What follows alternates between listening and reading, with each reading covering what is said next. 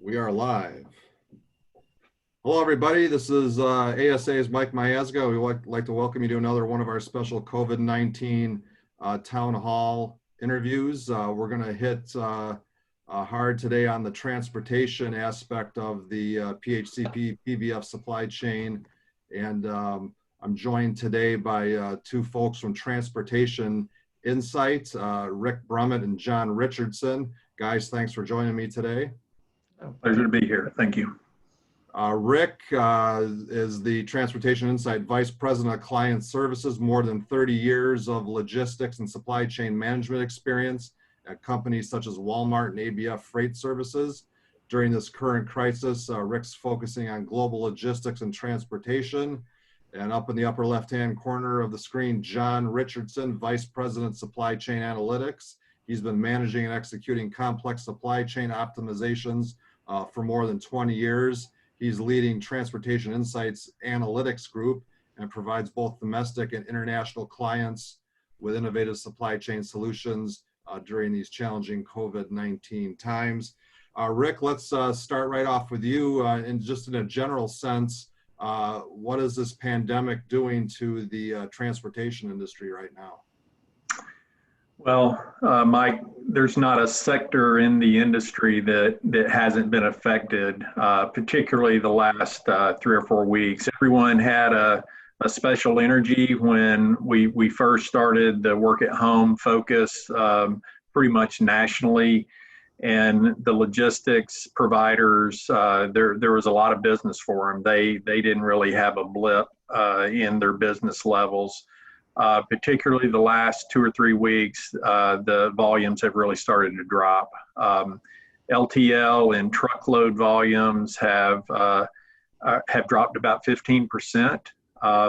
Parcel has pretty much remained flat, but they've had a significant shift in their business from commercial to residential, and that's significantly impacted their operation as well.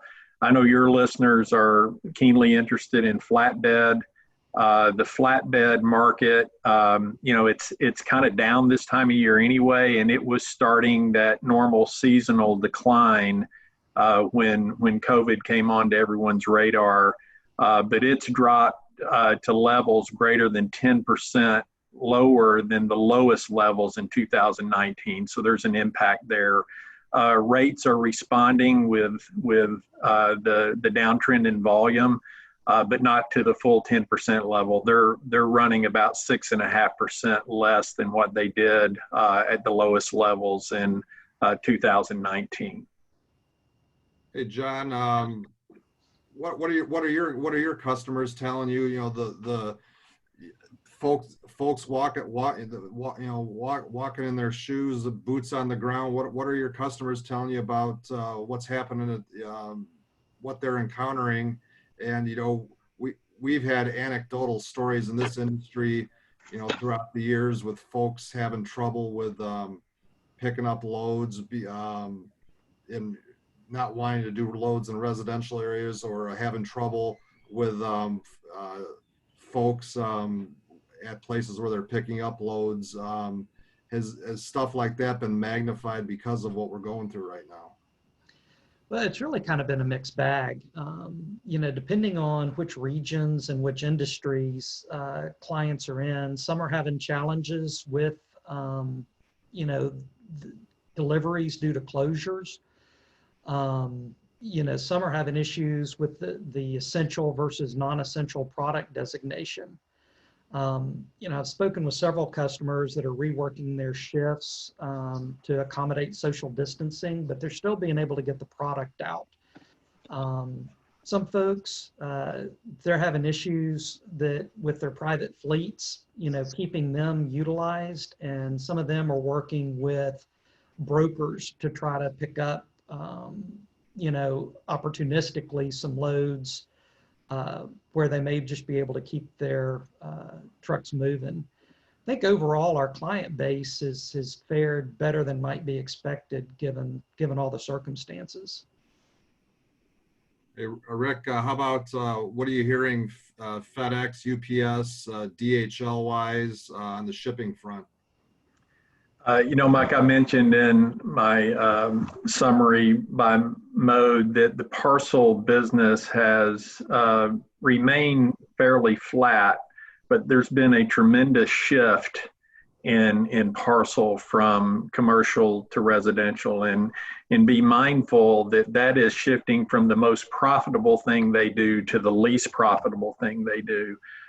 Commercial deliveries are sometimes hundreds of packages per stop, and residential deliveries are a little more like 1.2 packages per stop. So they've gone from the most efficient and profitable business to the least profitable. There's been some discussion of surcharges to make up for that profit imbalance. I think we'll hear more of that as we go through the second quarter.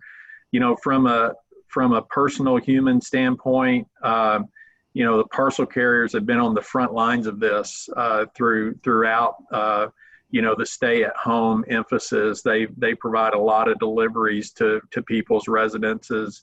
You hear pockets of the infection taking hold maybe in a specific facility, and it may shut down for 24, 48 hours for the cleaning crews to come in and take care of the facility. And there's been a few, tragically, a few drivers that have passed away from contracting the virus. So, we're very proud of all carriers, but particularly the parcel sector has really stood up. But for your listeners, they will have to address the profitability issue that they've experienced in the last 4 or 5 weeks. It's going to affect their business. We're hearing some of that discussion right now, but you'll hear more of that as we go forward. John, what should a distributor be looking for these days in terms of transportation, shipping efficiencies, and maximizing those things? So, in terms of some really specific actions in this season, making sure that your customers can receive before you ship. A lot of the LTL carriers, they're having some issues with they're getting to the point of delivery and the customer's closed, and then they're having to hold things and maybe shipping it back. And in terms of being a really good partner with your carrier, going ahead and letting them know if there are any shipping hours changes. People, as I mentioned a minute ago, are kind of alternating their shifts and maybe getting away from a normal. So anything you can do there to really, help the carrier. Whether, it's the current environment or not, I always encourage customers to look at their order patterns and see where can you aggregate. Can you consolidate shipments? This may be a great time to work with your customers to say, can you accept, can we hold it for 2 days to put these orders together if it's really a non-critical shipment? Overall, I'd say it's all about communication completely up and down the supply chain, suppliers, customers, and especially carriers. Everybody on the backside of this is going to really remember who tried to help, because everybody's struggling right now. And so, anything that you can do to make life easier for everybody. I've seen some posts on social media where, everybody's seen the posts where everybody's thanking the carriers, which is totally appropriate. But I've started seeing posts from carriers thanking shippers that were really providing them some comfort and understanding what they're going through right now. Rick, we've noticed, obviously, in the last couple of years, a lot of talk about labor shortages with truck drivers. Has that been exacerbated by the pandemic at all? It's a good question, but, we haven't seen that at this point. I think in the past few years, companies that employ drivers have really valued them greater. And, we had a lot of churn with drivers, particularly 2 or 3 years ago. We see a lot more stability now. I think companies really appreciate the value that drivers bring, and they appreciate them. And those drivers, when they're appreciated, they will stay put. The carriers particularly value their drivers. They know how hard they are to get, and they know how expensive they are to lose and replace. We kind of run the traps on a daily basis with the primary carriers in the marketplace, and we do hear of layoffs and furloughs, but they're more administrative, and there's some salespeople, and there's some other marketing type positions that have been cut back. No one is talking about laying drivers off. Nobody. I think that is a testament of how much they're valued, because they know if they lose them, they won't be back. They will land somewhere pretty quickly. So we haven't seen near the churn that you might have expected. I think people are really protecting their drivers right now. And Rick, let's turn the tables and talk about overseas the climate. What are you seeing there with the shipments coming into the United States, going out? How much time do we have? Wow, it's been wild. With China, which is the primary exporter or importer into the U.S., we're one of their major customers. They were shut down, not only from Chinese New Year, which was the third week of January, but then they didn't come back after Chinese New Year. So there was a backlog of probably 2 months worth of products that had not been manufactured. That has been flushed through their system in the past 3 weeks since they've come back online. So now we've got this huge impact hitting all the U.S. ports at one time out of Asia and out of Europe.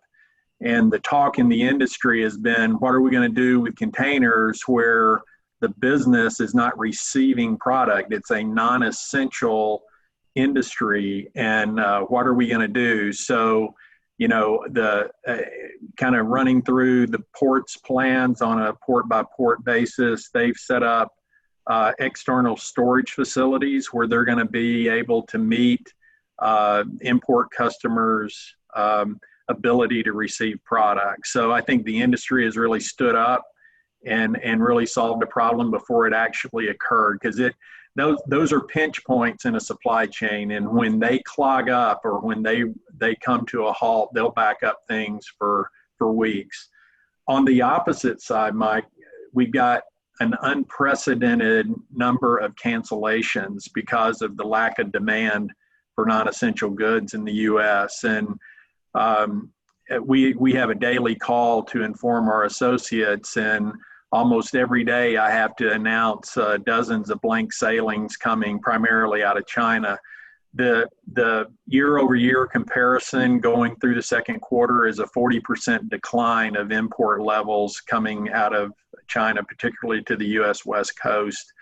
Normally that means rates would drop significantly, but with the new alliances the ocean carriers have created, they have the ability to pull capacity out of specific lanes basically overnight. As an example, Maersk and MSC are in an alliance together, and they may have a vessel out of Shanghai every week going to Long Beach, each one of them. Well, they will cancel one of those sailings and they will do a vessel share on one sailing. So they pulled half the capacity out. And by being able to do that, we predict rates will be fairly stable going into May and probably through May. We won't see a drop, and we're not going to see an increase. On the air freight side, it is a rodeo, to say the least. Air freight rates are up 5 and 6 times what normal rates are. A lot of essential goods coming out of Europe and Asia are now being shipped air freight. And so, rates may go from 70 cents a kilo to $5 a kilo overnight. So it's air freight is at an all-time chaotic level right now. Ocean, we feel it's going to stabilize, but the thing I think your listeners will want to understand is when capacity comes out of international lanes, service suffers. So they need to be really working with their brokers and the freight forwarders to make sure they adjust their operation to account for slower service as that capacity is pulled out of the marketplace. Great insights. John, what are you hearing coming out of Capitol Hill transportation wise? Well, you know, a lot of the actions that they've taken around designating transportation as an essential industry and relaxing the hours of service on, you know, the essential goods has been helpful. I think some of the, you know, the more challenging things have happened at the state level where, you know, individual governors trying to enact measures to try to protect the population, but not thinking of some of the unintended consequences on drivers. And that's required a little bit of a lift to get some of those restrictions cleared so that drivers aren't slowed down as they're trying to, you know, keep the population movement down within the states. But that's been most of it. What are you guys hearing? You know, gas we've seen as cheap as I'm in the Chicago area. Gas is up in Michigan about a week ago, 89 cents, 99 cents a gallon. I haven't seen that since I was, you know, just out of college. What are you seeing fuel wise, you know, in what we're involved with here? And is where do you see it heading short term and long term? Is it going to be a detriment? Yeah, I mean, it's incredibly low right now. And I can promise if I could really predict it, I'd probably be doing something else right now. But, you know, the Department of Energy is projecting that fuel rates are going to be below 2019 levels, you know, well into 2021. But, you know, I can tell you years ago, I was doing a network design for a client and we were running fuel sensitivities. And I ran some sensitivities on 100% increase in fuel. And there was nothing, no indication that fuel would go that high in the foreseeable future. And sure enough, 12 months later, fuel was 100% of what it had been when I did the model. So, you know, what I encourage people to do is have contingency plans on what it might do, just be prepared to react to it beforehand. But, you know, right now it should stay below what we saw in 2019. Rick, what would your advice be to a distributor or a manufacturer looking to hire some, you know, qualified truck drivers coming out of this? Love them up. You know, the formula to attract drivers and retain drivers is very straightforward. You know, you pay them a fair wage and you give them a good work-life balance. I think the companies that get that formula right don't have a problem attracting drivers and keeping drivers. Drivers, you know, really are focused on being home as much as possible, but you really don't see anymore what we saw 5 and 6 years ago, where a driver would be gone for 2 or 3 weeks at a time before they're allowed to come home. I think companies have really understood you're not going to keep a driver if he doesn't have a good quality of life. So, you know, fair wage, quality of life, drivers drive because they love to drive. They just want to be treated well. So focusing on those two aspects will get you all the drivers that you need. John, we've had some, like I was telling you guys offline, the level of impact on our member companies is varied based on, you know, where they are in the country and other factors. To some of the harder hit folks, what would your advice be? You know, customers, you know, in these challenging times are going to need the product, you know, just in time or more quicker than ever. What would your advice be on the transportation aspect? Sure. I mean, the key thing is to work with your partners. You know, if you're on a fleet and maybe you're having to park your fleet, work with brokers. You know, I think there really is a sense of we all have to help each other here, even to the point of maybe it's reaching out to some competitors. Maybe they're having some deliveries up, and can you leverage them for backhaul to help where you may be servicing your customers? You know, the biggest thing I'd caution is, you know, don't do anything you can't undo right now. You know, people are going to be very understanding, but people are going to have long memories. And we're going to recover from this, and hopefully we're going to recover rapidly.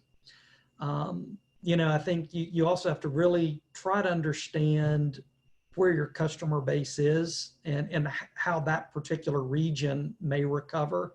And that may help, you know, dictate what are some of the contingencies you want to pursue. I know, for example, I was talking to a friend of mine that's in the commercial flooring business, and while he said the Northeast is all but shut down, the South is going strong. And so, you know, it's all about just position yourself for the recovery, and do what you can now to survive, but set yourself up for success coming out of it. Before I let you guys go here, just one more question. You know, from a total supply chain perspective, what advice would you give a company coming out of this to help mitigate risks and, you know, emerge from the pandemic more agile from a transportation standpoint? Sure. You know, what we tell all our clients is, you know, really understand your supply chain, map it out, understand where your tier 1, tier 2, tier 3 suppliers are, understand what your critical products are, where you've got your profit, and make sure on a lot of these critical products that maybe you've got multiple sources available. I think there's been a lot of conversation that the supply chains have gotten a little too lean, and maybe we need to be taking a more balanced approach with alternative sources for critical products, being diverse by geography.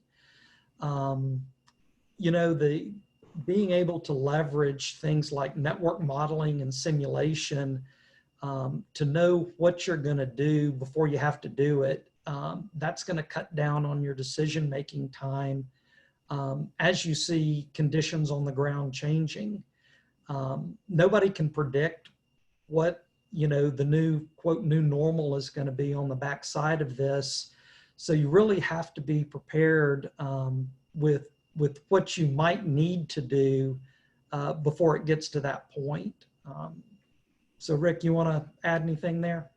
Yeah, John, I mean, I like what you said. I don't have a lot to add, but when we talk to companies, we really want them to focus on supply chain as less of a cost center and more of what could be a competitive advantage in their organization.